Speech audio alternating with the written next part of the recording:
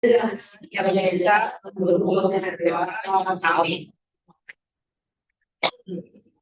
esta tercera asamblea del mes sinodal, pues vamos a comenzar haciendo esta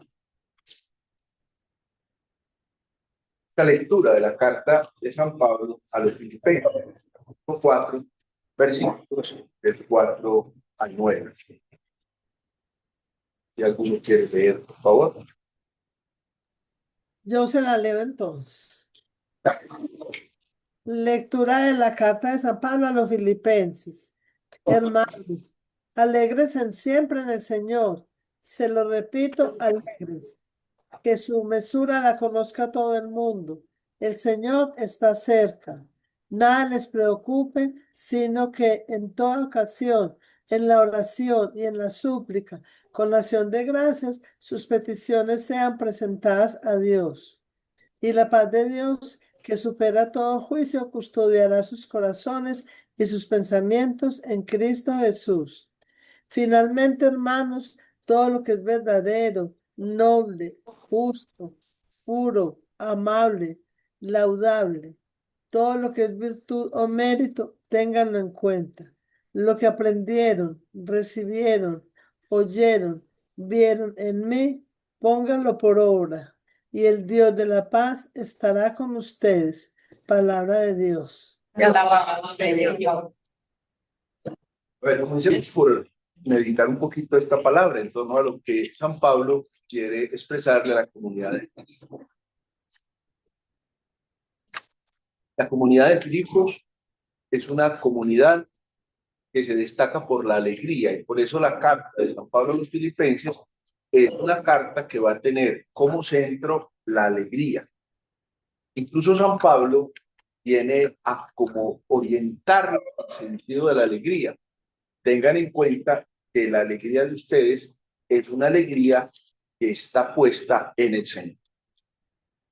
Pero eso no nos hace desconocer las preocupaciones del mundo. Y por eso San Pablo les dice, nada les preocupa, porque la realidad del mundo va a estar siempre ahí. Los cristianos de cualquier época han vivido y han experimentado las realidades del mundo. Porque a veces también se puede llegar a la falsa idea de que porque una determinada realidad negativa o adversa a la vida de fe se está viviendo, pues que por eso no hay presencia de Dios. Y Dios porque nos abandonó, y Dios porque no está con nosotros, y Dios porque nos ayuda. No nos ayuda. La realidad de la iglesia de cualquier época ha sido la realidad de la persecución. Incluso, vean una cosa bien particular, cuando la iglesia ha sido más perseguida, ha sido más santa. Cuando la iglesia se ha acomodado a los estándares y a los niveles del mundo, ha sido más pecadora. Vean lo que es la paradoja de la vida. Por eso cuando las sociedades se volvieron cristianas, se dio la cristiandad. En el fondo, ¿a dónde estaba el espíritu y la fe? Sin embargo, a pesar de esos momentos históricos tan difíciles, si vemos una cosa bien especial, nunca a lo largo de la historia de la iglesia se han dejado de generar santos y santas en todos los rincones del mundo.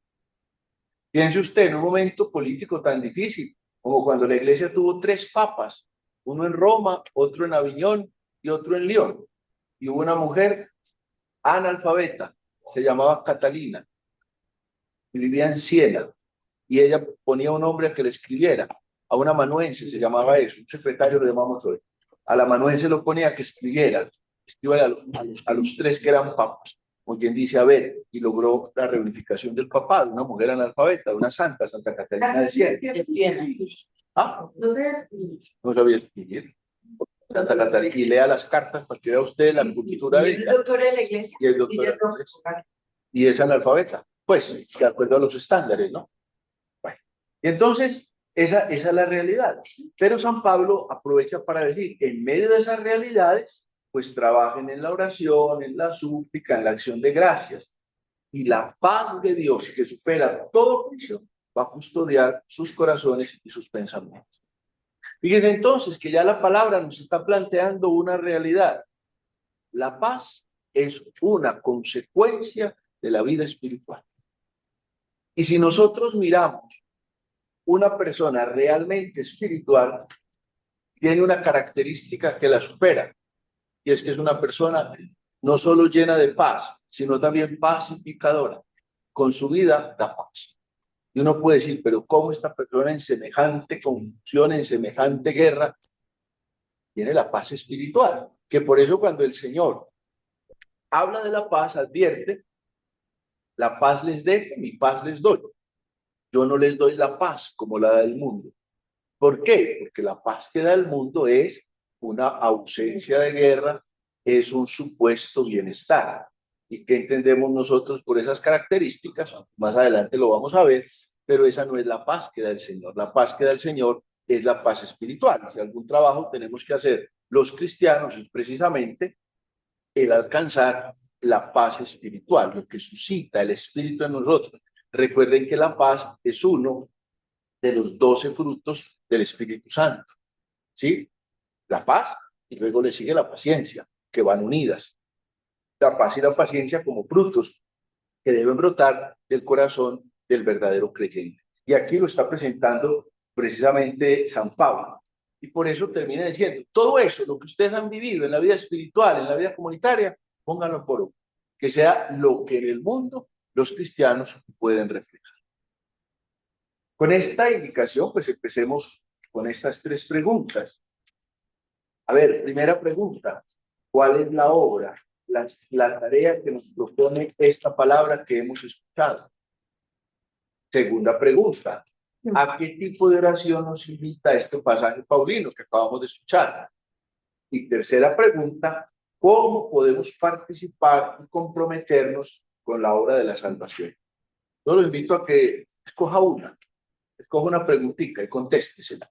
Y enseguida compartimos algunas de las posibles respuestas. No las vamos a contestar todas tres, pero alguna, a ver, que le llame la atención. La primera, ¿cuál es la obra? ¿Cuál es la tarea que esta palabra que hemos escuchado me pone a mí hoy, en mi realidad, en mis circunstancias? Primera pregunta, ¿cuál obra concreta? ¿Cuál tarea precisa? Segunda, ¿a qué tipo de oración nos está invitando este pasaje de San Pablo? Tercera, ¿cómo podemos participar y comprometernos con la obra de la salvación?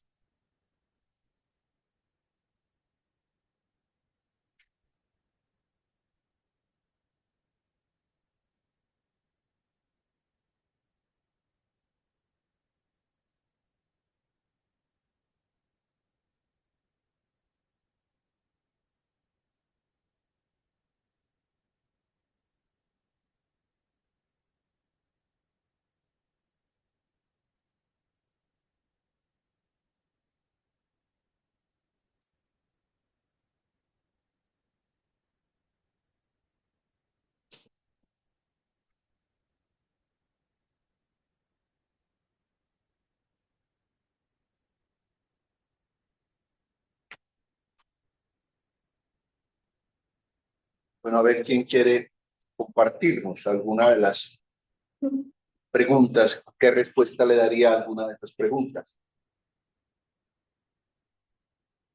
A ver, Iván.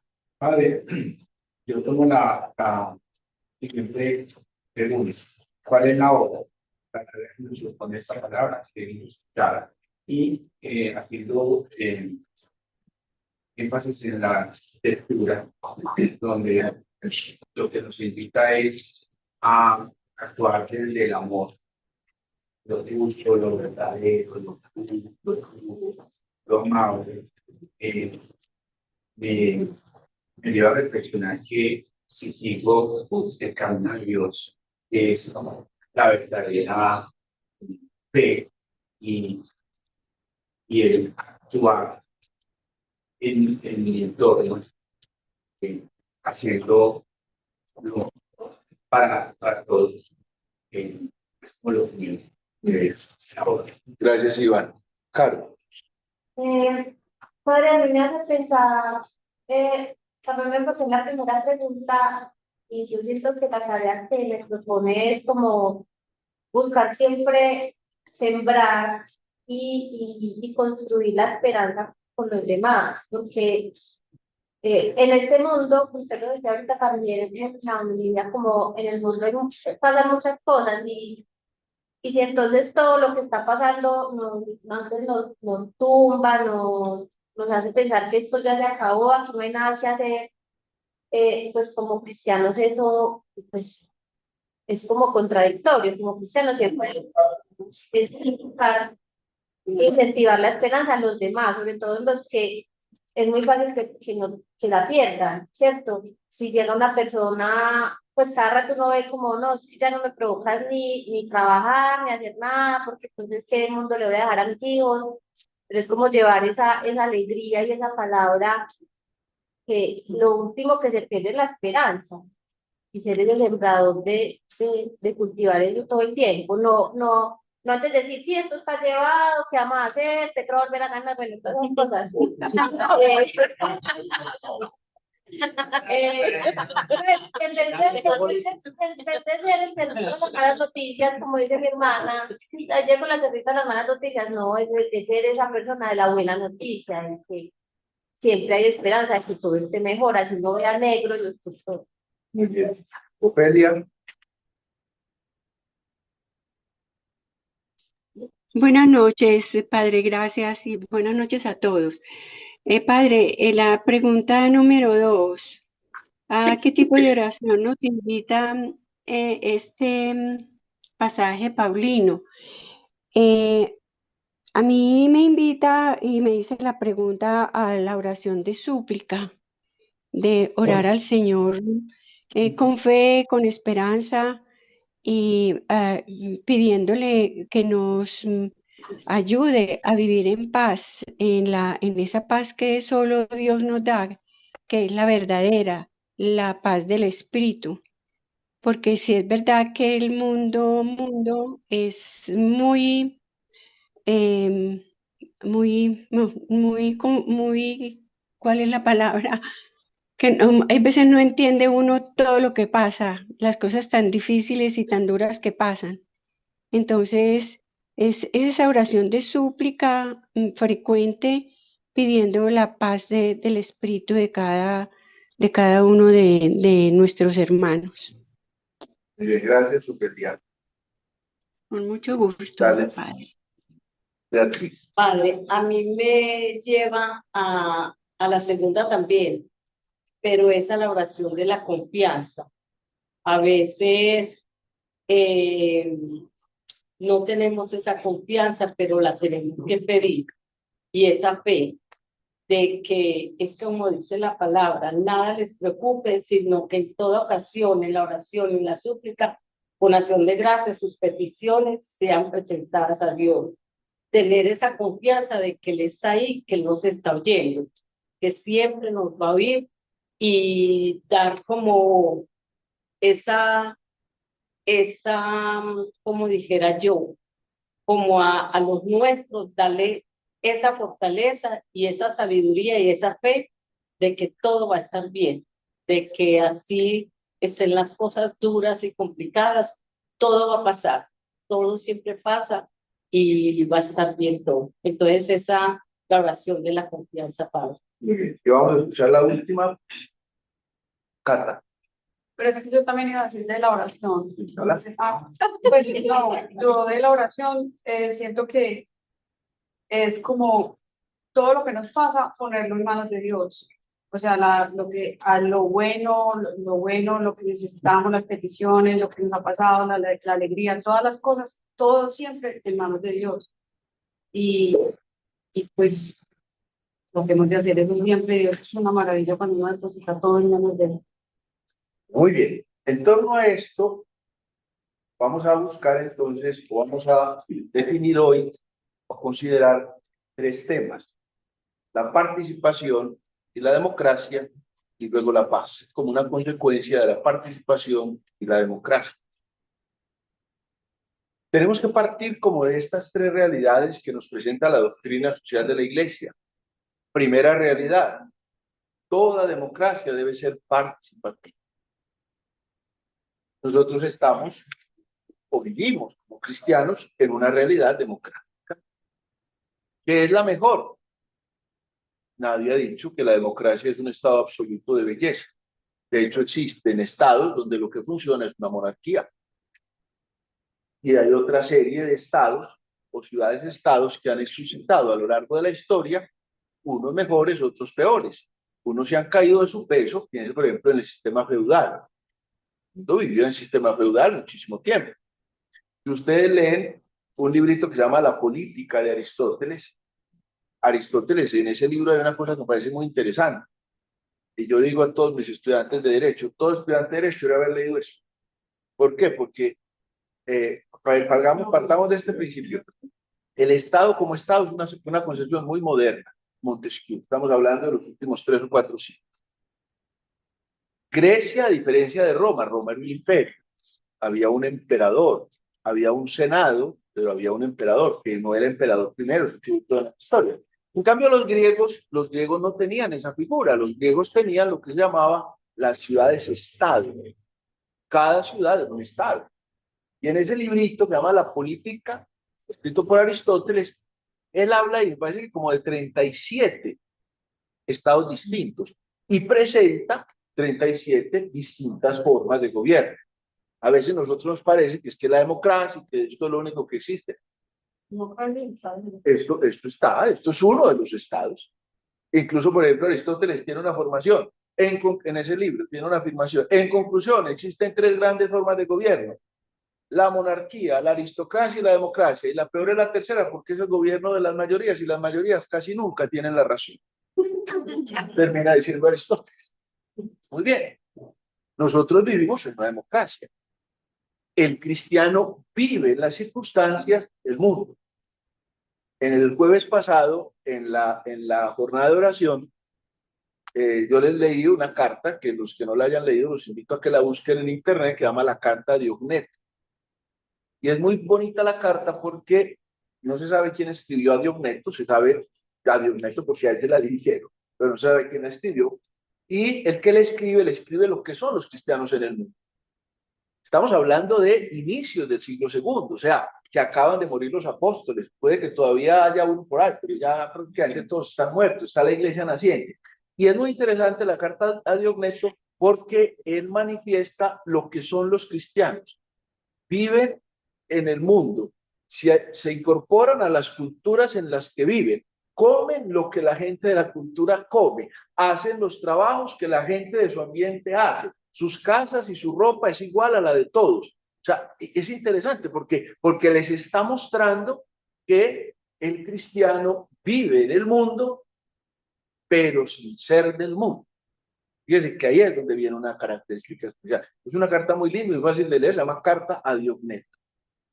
Nosotros no podemos vivir en una burbuja, porque también a veces puede pasarnos eso, que por pretender vivir una vida espiritual, como que nos tenemos que alejar de la realidad, como que la realidad va por un lado y nosotros vamos por otro. No, nosotros los cristianos vivimos en el mundo, somos ciudadanos del cielo, pero que caminamos en el mundo, en las realidades que cada uno afronta. Y por eso mírense ustedes, dentro de ustedes cada uno tiene unas realidades y unas circunstancias particulares. Uno es abogado, el otro es médico, el otro es maestro, el otro es mamá, el otro es papá, el otro es hermano, el otro es tío, yo soy sacerdote. Cada uno tiene una función distinta dentro de una realidad social. Entonces ahí viene que vivimos esta realidad nosotros en Colombia dentro de una democracia. Esa es la realidad que nosotros vivimos y esa es la circunstancia que nosotros tenemos. Mal haríamos pensar que entonces hay que tumbar esta democracia a ver qué nos inventamos. Puede que otra cosa aparezca y seguramente va a aparecer porque esto perfecto no es y eso ya se ha mostrado. Pero por ahora esto es lo que nosotros tenemos en esta realidad. Entonces, ¿qué papel jugamos nosotros en esta democracia?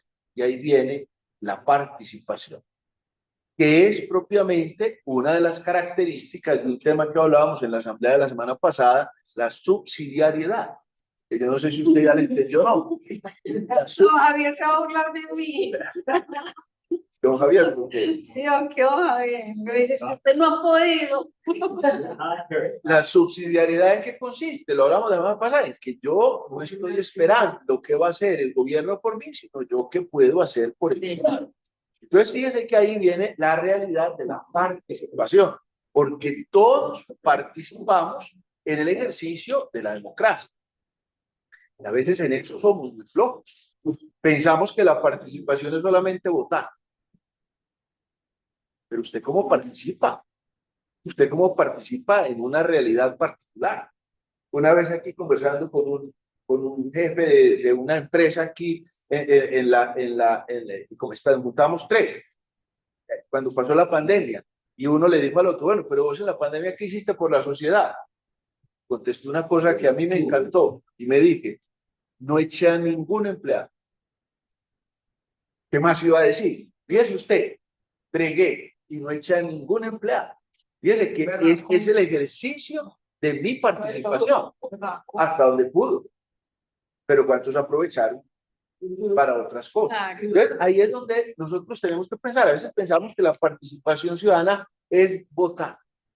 Y hasta en eso nos rajamos. Porque fíjese cuánto es el abstencionismo en la votación. Ayer hubo elecciones de Consejo de la Juventud.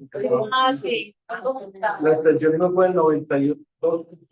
La abstención. Consejo de la Juventud. Ahí necesita. Dios mío. Ayer trabajamos mucho. Pero es que si usted mira, cuando votaron por el presidente, hicieron una encuesta, una comparación, y habían votado más por un reality show que había habido recientemente que por el presidente.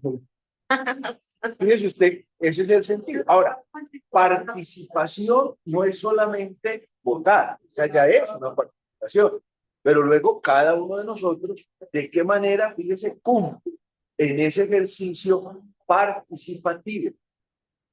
Dice el compendio de la doctrina social de la Iglesia, en el número 189.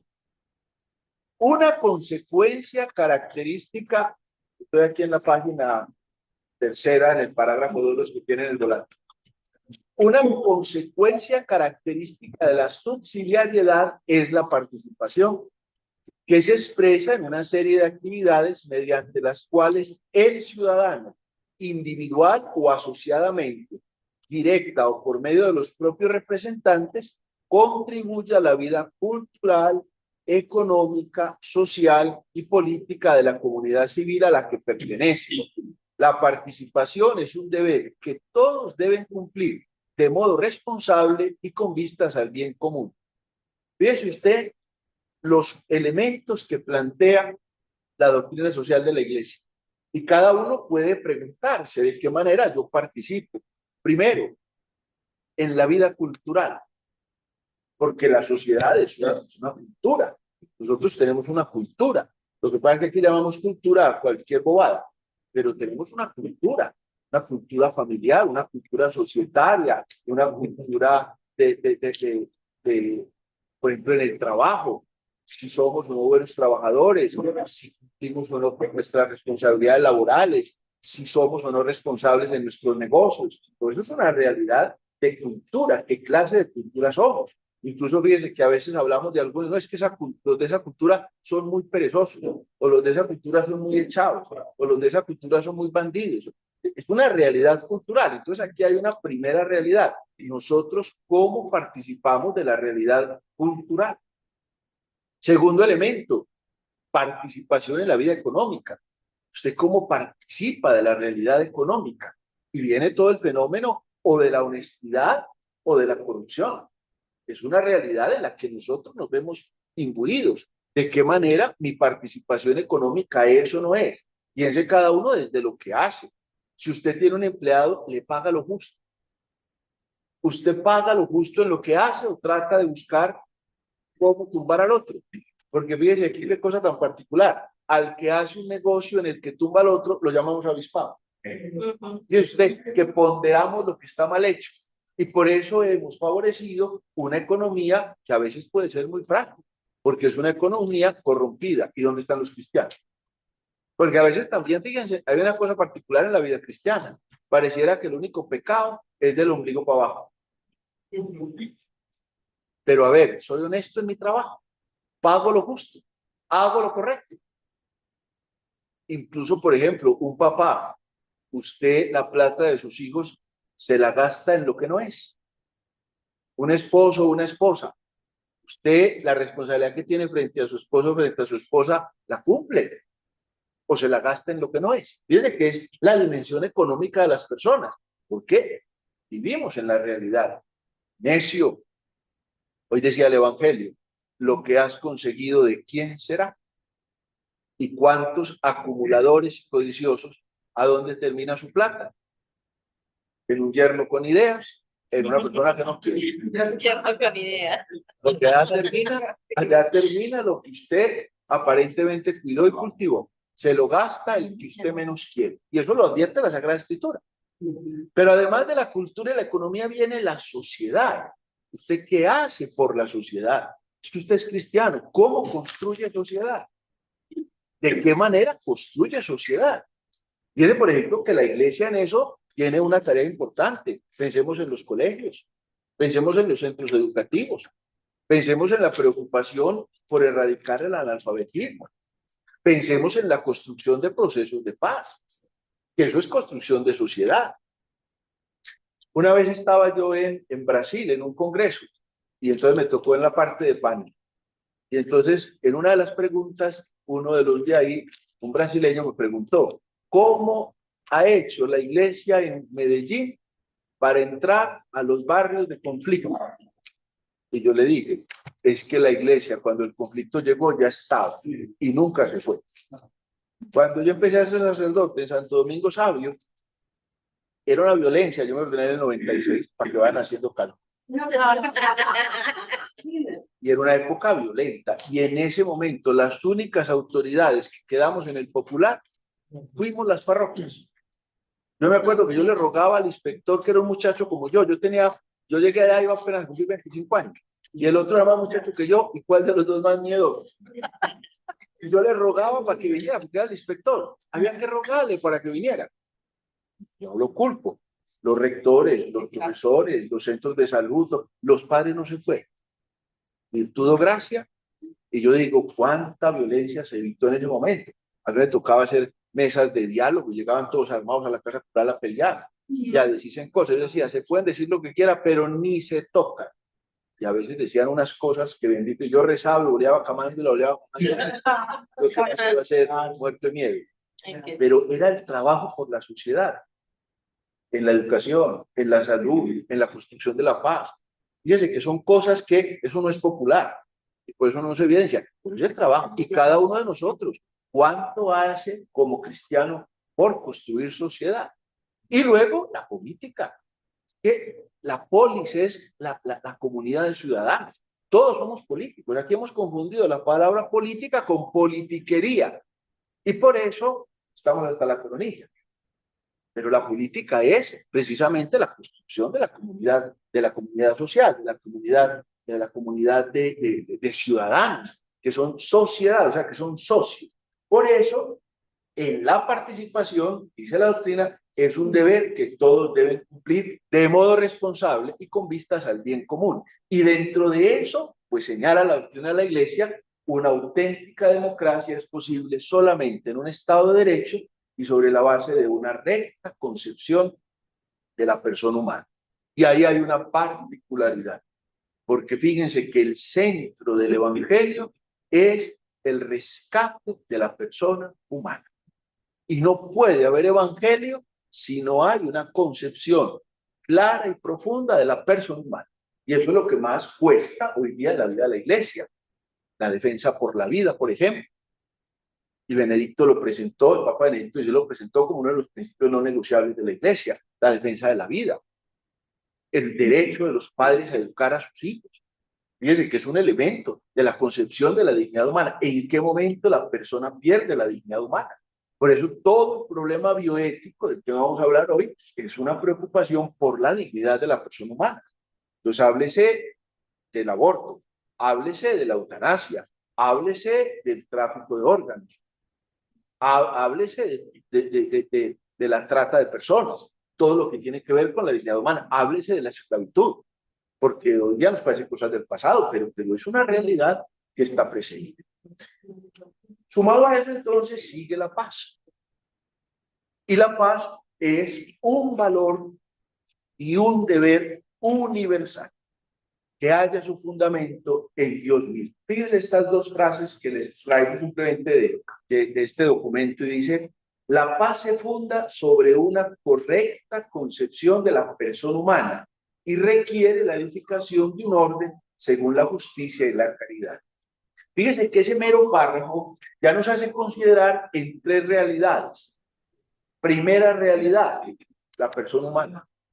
Segunda realidad, la justicia. Tercera realidad, la misericordia, el amor, la caridad.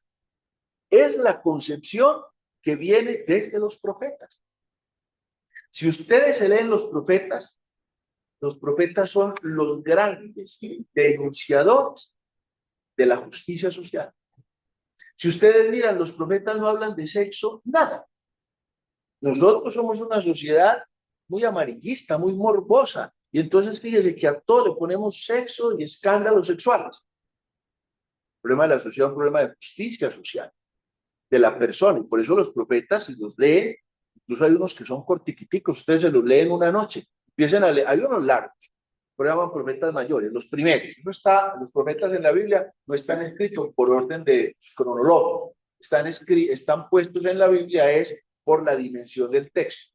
Entonces, el más largo es Isaías, Jeremías, Baruch, Lamentaciones, Oseas, Joel, Amós, Abdías, Miqueas, Zacarías, Sofonías. Cada uno va siguiendo y va haciendo, entonces se va reduciendo, hasta que terminamos con Miqueas, que tiene 2 capítulos.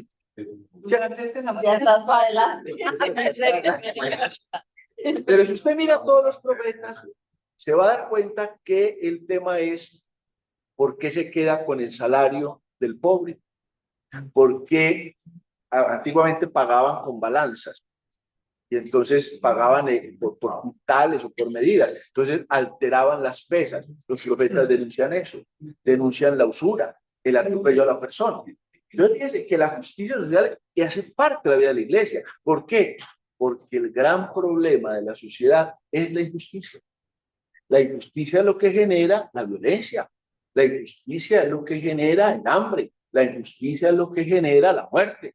La injusticia es lo que destroza la sociedad. Y por eso, si ustedes leen el libro de la sabiduría, dice: la justicia y la paz se besan. Una frase muy bonita que trae varias veces la escritura. ¿Y dónde encuentra su acicate? ¿Dónde encuentra su fundamento? Precisamente en el amor, porque es Dios mismo. Y es en el ejercicio del amor que nosotros vamos a poder construir una civilización mejor. Por eso lleva una frase sublime, sublime del Papa Pablo VI: los cristianos están llamados a construir la civilización del amor.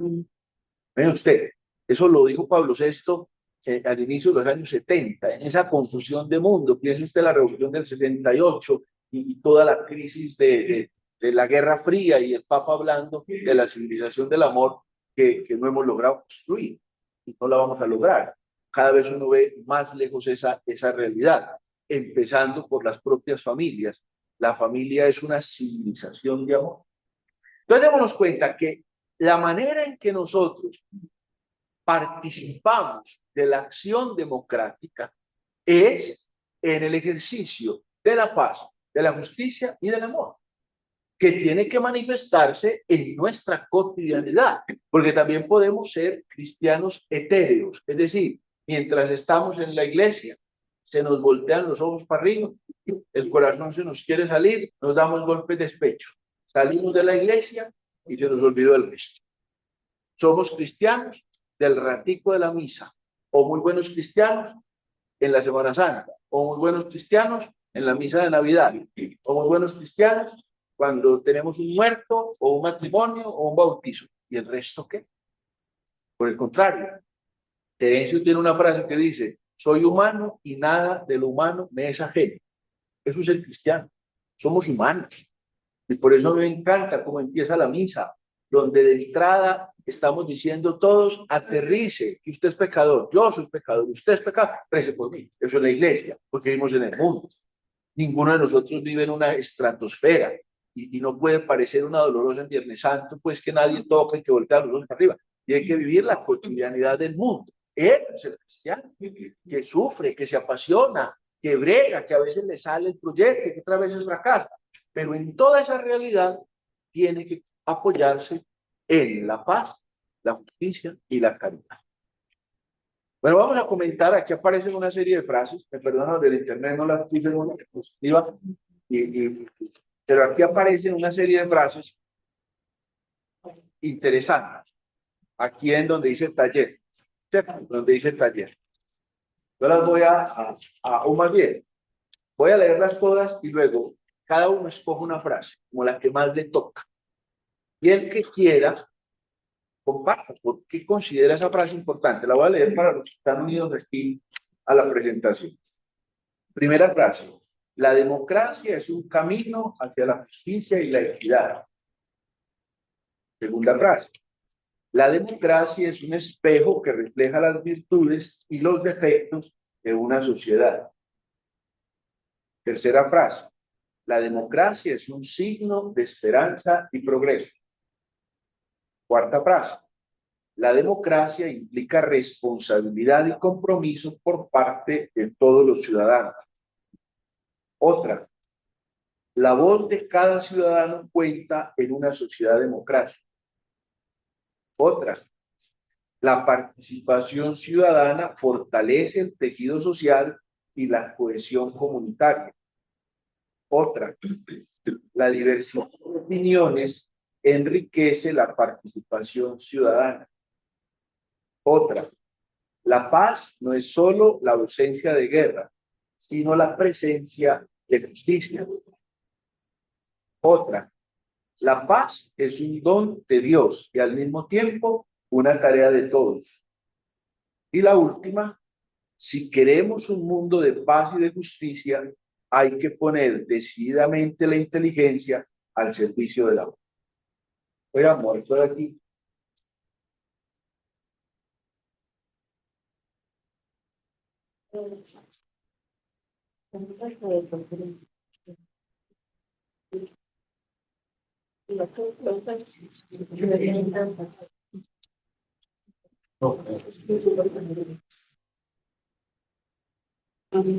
Bueno.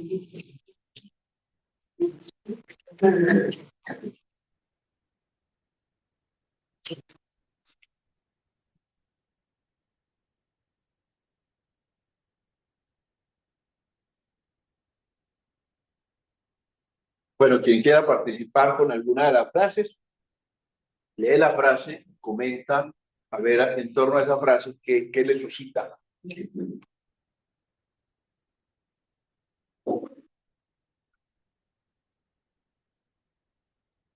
Mauro. Buenas noches para todos. La frase que a mí me llama la atención son dos, pero una es: la democracia es un espejo que refleja las virtudes y los defectos de una sociedad. Me gusta porque hablar de democracia habla de libertad y se refleja lo que libremente se muestra. Entonces, libremente se muestra el ciudadano y en esa libre apertura de espíritu, de corazón y de materia, muestra lo bueno y lo malo que tiene la sociedad que lo rodea. Pero una frase de un antiguo que dice: cada pueblo tiene los gobernantes que se merecen. Gracias, Mauro. Doctor Jorge Julián. Padre, yo escojo la cuarta de mi vida. La democracia implica responsabilidad y compromiso por parte de todos los ciudadanos. Voy a decir pues la experiencia vivida desde lo político. No estoy hablando porque quería. Pero la gente no tiene compromiso desde el punto de vista construir democracia desde la variable compromiso. Más se quieren construir desde la variable votación, desde la variable... Y es muy difícil llevar las ideas hacia el plano, llamemos político. Tú nos dio cuatro planos, hacia el plano político, porque es que el pensamiento no es de compromiso y de responsabilidad, sino el compromiso es hacia votos o hacia otro lado, y es muy difícil llegar. Ejemplo, yo digo, en la campaña tratábamos de llegar con ideas, pero era imposible. Las ideas eran desde las que llevábamos, era desde enseñanza y desde una variable de salud. Llamémoslo bien. Pero el problema no era, las personas no interesaban ni comprometían con las ideas y con la parte de los otros. Por eso me parece tan importante responsabilidad y compromiso. Muy bien. Ernesto, Buenas noches a todos. Me llamó mucho la atención la que dice la diversidad de opiniones enriquece la participación ciudadana. Y precisamente en una sociedad tan polarizada y donde finalmente cada uno quiere defender su posición, muchas veces es difícil escuchar la opinión cuando no va de acuerdo a lo que uno piensa. Y eso pienso que es lo que genera más guerra y menos justicia porque precisamente queremos imponer nuestra opinión. muy bien, gracias Ernesto. Maru, A mí me llama la atención la última. Si queremos un mundo de paz y de justicia, hay que poner decididamente la inteligencia al servicio de la paz. La justicia y la paz es un deber, es un derecho de todos, pero también es un deber de todos. Todos la construimos y todos tenemos que, como dice, decididamente, tenemos que enfocar nuestro esfuerzo hacia conseguirlo, hacia buscarlo, luchar por eso, desde el amor siempre y desde nuestro entorno, ese sea pequeño, pero es procurar que ese entorno pequeño que nosotros estemos sea un entorno de justicia. gracias Maru. Cata, A mí la que dice la paz es un don de Dios y al mismo tiempo una tarea de todos. Pues yo resumo como casi pues como lo que más me llevo de aquí es eso, que para que tengamos la paz tenemos que, es una tarea de todos, todos tenemos que trabajar con eso y trabajar con la justicia, que es pues como si no hay justicia no hay paz. bien, gracias Cata. La otra Maru. A mí pues me gustaba la de Cata, pero también me parece muy interesante que la participación ciudadana fortalece el tejido social y la atención comunitaria, porque es un bien común, ¿cierto? Es lo que necesitamos, es que todos estemos bien. Entonces, pues no pensar en esa individualidad o que yo solamente estoy tranquila, pero no me importa el otro cómo esté.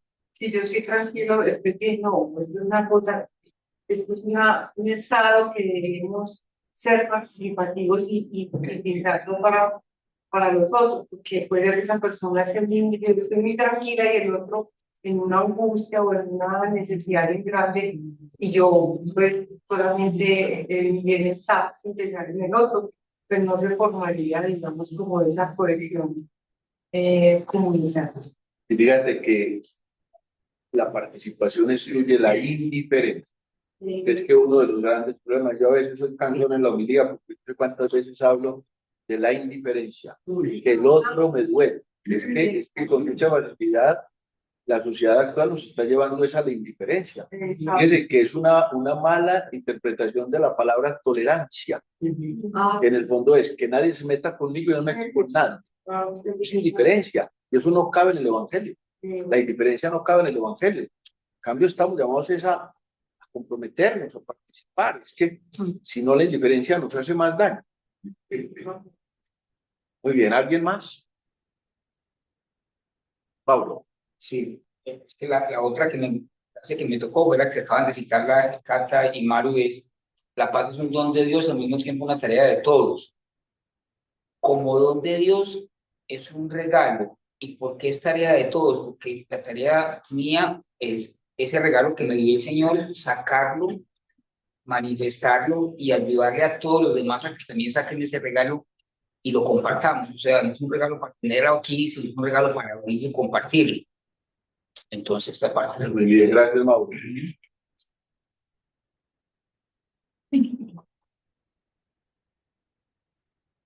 Hable clarita. Me llama la atención la última. Si queremos un mundo de paz y de justicia, hay que poner decididamente la inteligencia al servicio del amor. Para mí cuenta mucho la palabra amor. Es que amor suena como una palabra como muy sencilla, pero reúne un montón de condiciones. Una es como el respeto, la caridad, que me importe el otro, la tolerancia. Entonces es como trabajar en el amor, es pensar en todo lo que yo tengo que hacer por el otro sin pensar en mí, para que haya como una armonía entre todos. Bien, gracias, Clara. Con un último aporte.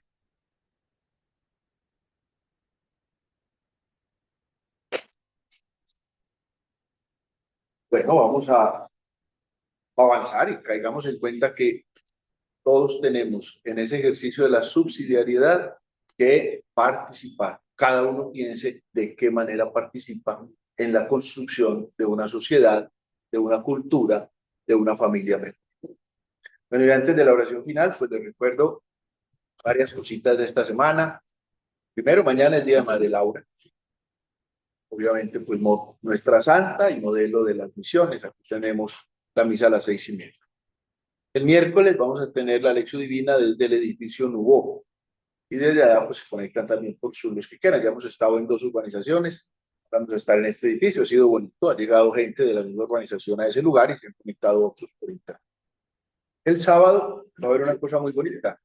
Además, porque este fin de semana es el fin de semana de las misiones y vamos a tener la oración y la colecta por las misiones. El sábado va a venir un padre, va a celebrar la misa, un padre misionero de Yarumal, y nos va a contar su experiencia. Es un padre joven, se llama Esteban Cañola, y él es misionero en Asia, en un lugar donde el cristianismo eso no es ni el 1%.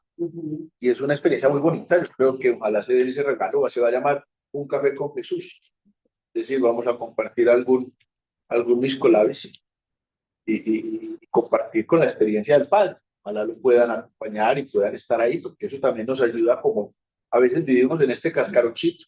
El sábado, después de la misa, a las 6:30 de la misa, y apenas acabe la misa y en el acto organizan el conversatorio. ¿Listo? Bueno, muy bien. Vamos a terminar haciendo juntos esta oración por la paz, que fue escrita por el Papa Juan Pablo II. Creador de la naturaleza, de la ciudad, te suplico, escucha mi voz, pues es la voz de las víctimas de todas las guerras y de la iglesia y de los individuos de las naciones.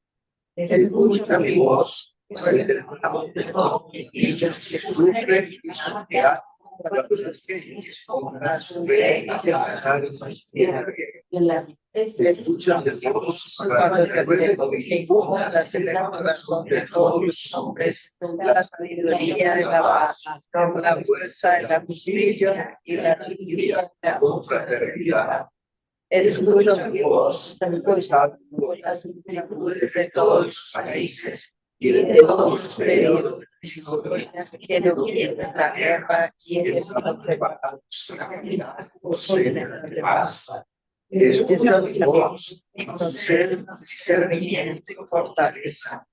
Que podamos responder siempre al odio con amor, a la injusticia con dedicación total a la justicia, a la necesidad partiendo de lo propio. Oh Dios, escucha mi voz y concede el mundo tu eterna paz. Amén. Y la bendición de Dios Padre, Hijo, Espíritu Santo, descienda sobre ustedes y la acompañe. Amén.